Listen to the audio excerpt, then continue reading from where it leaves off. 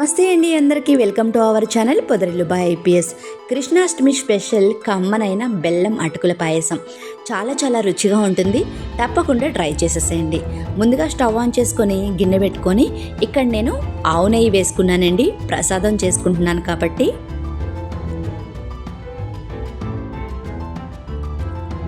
నెయ్యి హీట్ అయిన తర్వాత డ్రై ఫ్రూట్స్ వేసుకొని ఫ్రై చేసుకోవాలి.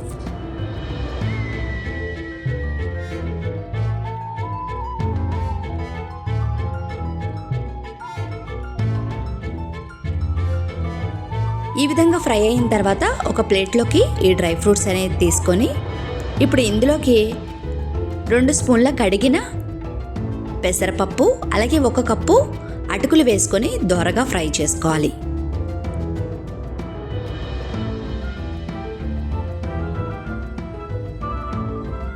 ఇప్పుడు ఈ గిన్నె పక్క పొయ్యికి షిఫ్ట్ చేసుకొని ఇప్పుడు ఈ పొయ్యి మీద ఒక గిన్నె పెట్టుకొని 1 కప్పు బెల్లము, 1/2 కప్పు వాటర్ పోసుకొని బెల్లం కరిగేంత వరకు మరిగించుకోవాలి. అటుకులు మనకి దోరగా ఫ్రై అయిపోయినాయండి. 1 కప్పు అటుకులకి 4 కప్పుల పాలు పోసుకొని చిన్న మంట మీద అటుకులు అలాగే పెసరపప్పు ఉడికేంత వరకు ఉడికించుకోవాలి. మధ్య మధ్యలో బెల్లం కలుపుతూ ఉండాలి. ఈ విధంగా బెల్లం కరిగిపోయిన తర్వాత స్టవ్ ఆఫ్ చేసుకోవాలి. మనకి అటుకులు అలాగే పెసరపప్పు కూడా బాగా ఉడికిపోయిందండి. స్టవ్ ఆఫ్ చేసుకొని ఇప్పుడు ఇందులోకి కరిగించిన బెల్లం వేసుకోవాలి.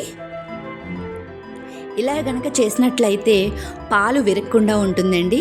చాలా టేస్టీగా వస్తుంది ఈ అటుకుల పాయసం అనేది. ఇలా చేస్తే కనుక 10 నిమిషాల్లో చేసుకునే ప్రసాదం రెసిపీ అండి. ఇది చాలా కమ్మగా ఉంటుంది, అలాగే ఆరోగ్యానికి కూడా చాలా చాలా మంచిది.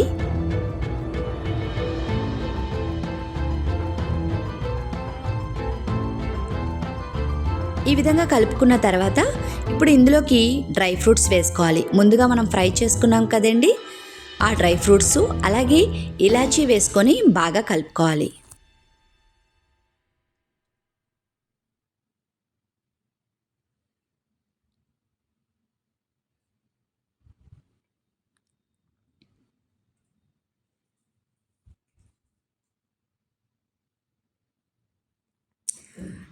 తప్పకుండా ట్రై చేస్తారు కదా. మరిన్ని వీడియోస్ కోసం please like, share and subscribe. Thank you.